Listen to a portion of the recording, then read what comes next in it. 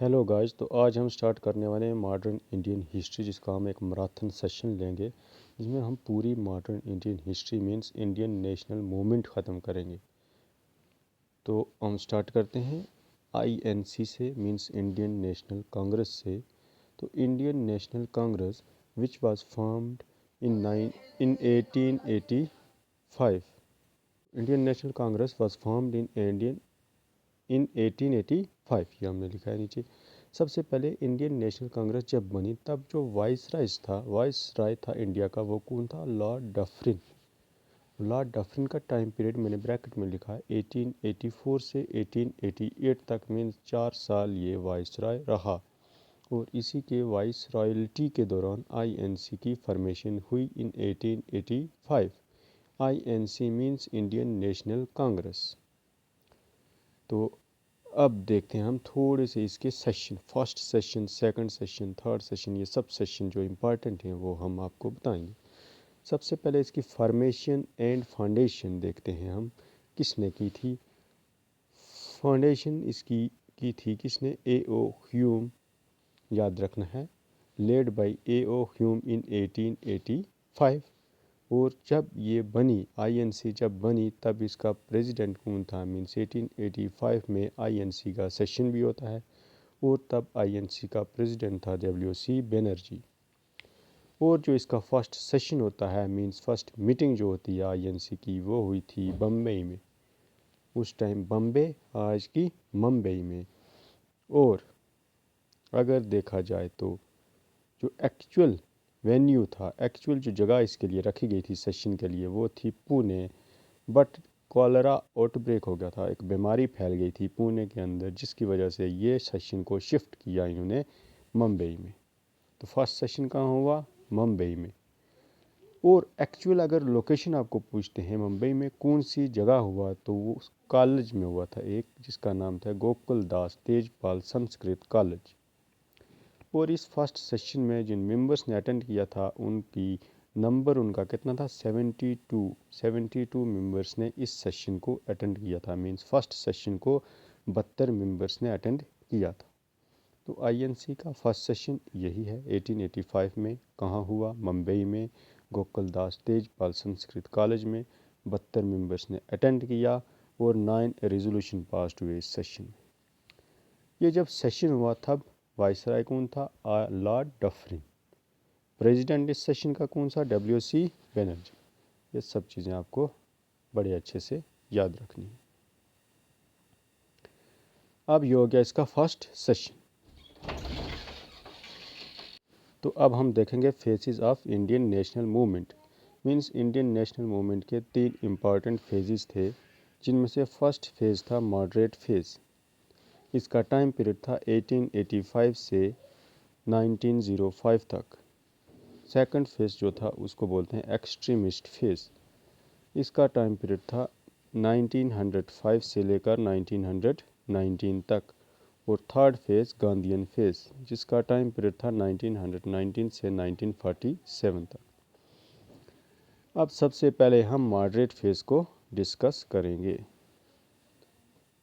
तो moderate phase के बारे में इम्पॉर्टेंट चीज़, सबसे पहले इसका टाइम पीरियड जो 1885 से 1905 तक, और इसके इम्पॉर्टेंट लीडर्स, मीन्स कौन से मॉडरेट के इम्पॉर्टेंट लीडर्स कौन। इनमें सबसे पहले ए.ओ. ह्यूम याद रखना है, डब्ल्यू.सी. बनर्जी, गोपाल कृष्ण गोखले, फिरोज शाह मेहता, एस.एन. बनर्जी मीन्स सुरेंद्र नाथ बनर्जी, दादा भाई नेहरू, एम.जी. रनाडे और बदरुद्दीन तैयब जी। बदरुद्दीन तैयब जी। उसके बाद रास बिहारी घोष, आनंद मोहन बोस, जी सुब्रमण्य अय्यर और मदन मोहन मालवीय। ये इम्पॉर्टेंट लीडर्स याद रखने हैं हमको, 2-3 बार पढ़ना है और याद हो जाएगा। अब जो इम्पॉर्टेंट चीज़ हमने देखनी है वो क्या है? ये मॉडरेट फेस के जो लोग थे, मींस मॉडरेट जो फेस के लीडर्स थे, इनका ऑब्जेक्टिव क्या था? इम्पॉर्टेंट चीज़ ऑब्जेक्टिव था इनका स्वराज इन ब्रिटिश क्राउन।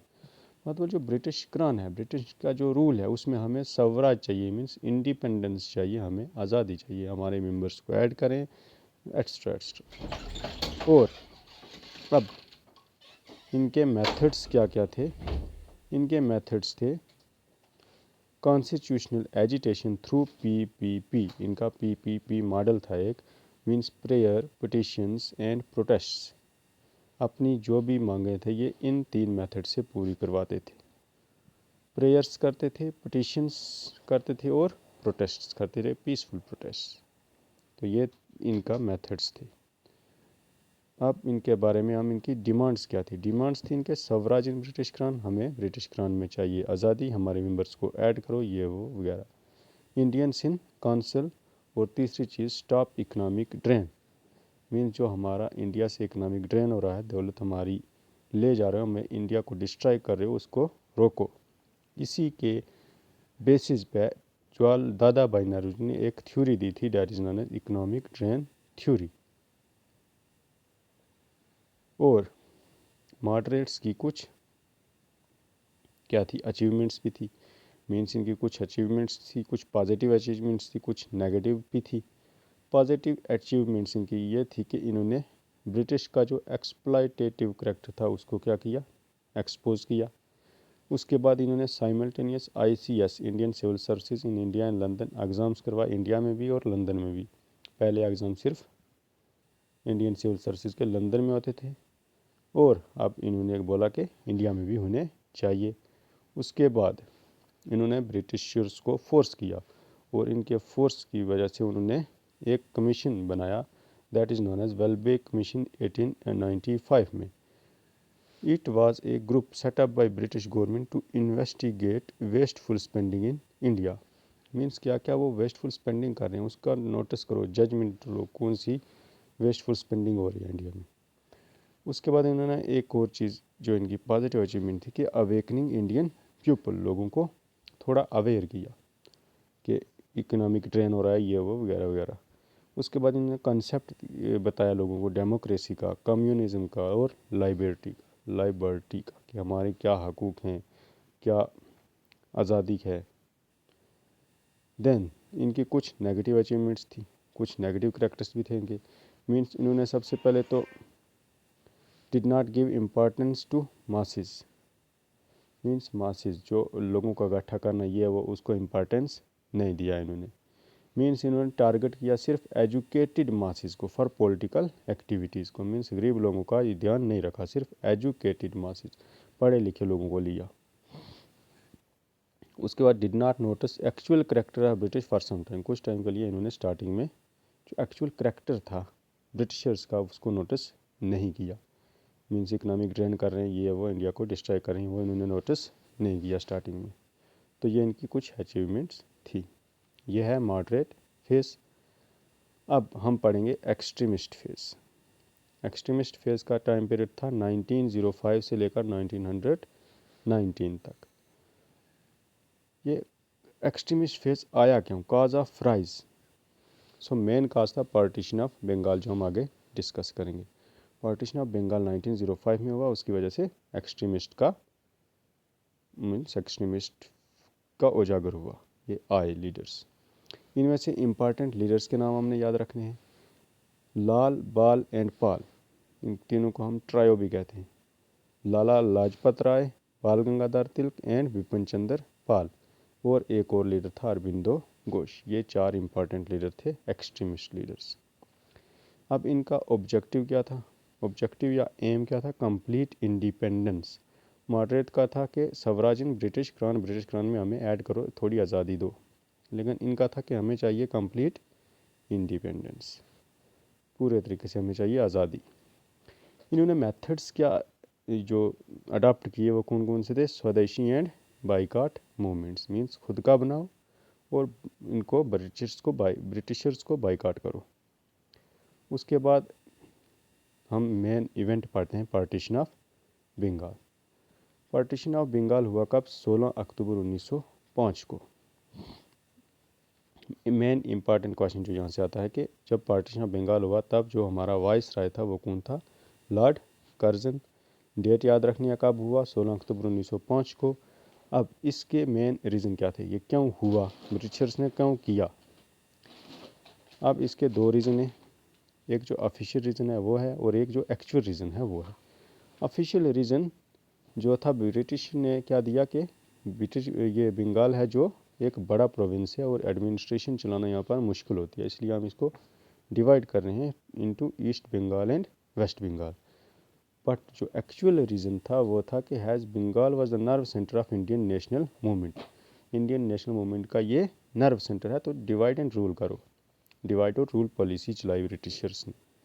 तो बंगाल को डिवाइड कर दिया उन्होंने, मीन्स एक ईस्ट बंगाल और एक वेस्ट बंगाल। वेस्ट बंगाल आज का असम और ईस्टर्न बंगाल आज का बांग्लादेश। मीन्स ईस्टर्न बंगाल में मुस्लिम मेजॉरिटी ज़्यादा मुस्लिम थे और वेस्ट बंगाल में ज़्यादा हिंदू थे, तो हिंदू मुस्लिम डिवीजन कर दी उन्होंने। तो पॉलिसी इन्होंने कौन सी अडॉप्ट की, डिवाइड एंड रूल पॉलिसी करके इसने पार्टीशन कर दिया। तो हम अब देखते हैं पार्टीशन ऑफ बंगाल हो गया 1905 को। अब पार्टीशन ऑफ बंगाल के बाद चली एक movement which is known as swadeshi and boycott movement, या जिसको बोलते हैं एंटी पार्टीशन मूवमेंट। मीन्स ये पार्टीशन मत करो, इसके अगेंस्ट एक मूवमेंट चली स्वदेशी एंड बाईकाट मूवमेंट। यहाँ पर जो मेथड अडॉप्ट हुआ इस मूवमेंट के दौरान वो था स्वदेशी गुड, मतलब अपने गुड्स बनाओ, and boycott of foreign goods, और जो ब्रिटिशर्स के गुड्स हैं उनका बाईकाट करो। यहाँ पर हुई एक इम्पॉर्टेंट चीज़, फास्टिंग हुई, मीन्स डे ऑफ मॉर्निंग, मातम का दिन। 16 अक्टूबर 1905 को यह बनाया गया डे ऑफ मॉर्निंग, जहाँ पर राखी टाई, मीन्स हिंदू मुस्लिम में यूनिटी दिखी, लोगों ने एक दूसरे को राखी बांधी, मीन्स राखी टाई। और यहाँ पर जो था Rabindranath Tagore which is important leader, उसने क्या किया, कंपोज किया Amar Sonar Bangla which became the national song of Bangladesh का आजकल ये नेशनल सॉन्ग है अमर सोनार बंगला। ये कब कंपोज हुआ, 1905 को।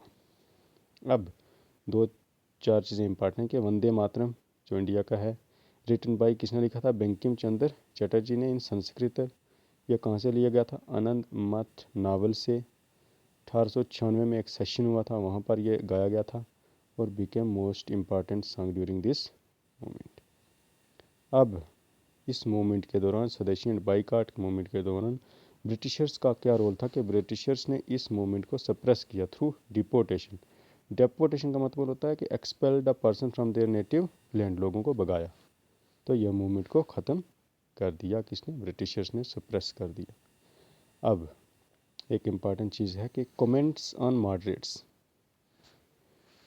ब्रिटिशर्स या एक्सट्रीमिस्ट ने मॉडरेट्स को क्या क्या बोला, ये इम्पॉर्टेंट चीज़ है। सबसे पहले डफरिन ने बोला कि जो आईएनसी है, INC means Indian National Congress, ये रिप्रेजेंट करती है सिर्फ माइक्रोस्कोपिक माइनॉरिटीज़ को। कर्जन का कमेंट क्या था आईएनसी पे कि INC tottering to fall and my ambition, कि आईएनसी गिर रही है और मेरा एम्बिशन यही है कि आईएनसी ख़त्म हो जाए। अब एक्सट्रीमिस्ट के कुछ लीडर्स थे जिन्होंने मॉडरेट्स पे, जिन्होंने आईएनसी पे कमेंट किए। इनमें से अरबिंदो घोष ने बोला कि आईएनसी क्या है कि begging institute, INC as a begging institute. Bipin Chandra Pal ने बोला आईएनसी प्लेइंग विद बबल्स। बाल गंगाधर तिलक ने बोला कि INC should differentiate begging and claiming the rights. इनको डिफरेंशिएट करना चाहिए कि बेगिंग क्या होता है और क्लेमिंग राइट्स, अपने मांगना क्या होता है और भीख मांगना क्या होता है। अब इम्पॉर्टेंट चीज़ है कि बाल गंगाधर तिलक जो इम्पॉर्टेंट लीडर था, एक extremist leader, means Maharashtra group से बिलोंग करता था। और बाल गंगाधर तिलक के दो न्यूज़पेपर थे, means editor of two newspaper, एक मराठा जो इन्होंने लिखा था इंग्लिश लैंग्वेज में और एक केसरी जो इन्होंने लिखा था मराठी लैंग्वेज में। और इनका एक इम्पॉर्टेंट स्लोगन याद रखना है कि Swaraj is my birth right and I shall have it, कि जो फ्रीडम है ये मेरा बर्थ राइट है और मैं इसको लेकर रहूँगा। Swaraj is my birth right and I shall have it. अब जो अरबिंदो घोष और बिपिन चंद्र पाल थे, ये दोनों बंगाल को रिप्रेजेंट करते थे। और अरबिंदो घोष ने एक new lame for olds book publish की थी, न्यू लेम फॉर ओल्ड्स, ये इनकी इम्पॉर्टेंट बुक है जो याद रखनी है। और लाला लाजपत राय पंजाब ग्रुप से थे। तो आज यहीं तक रख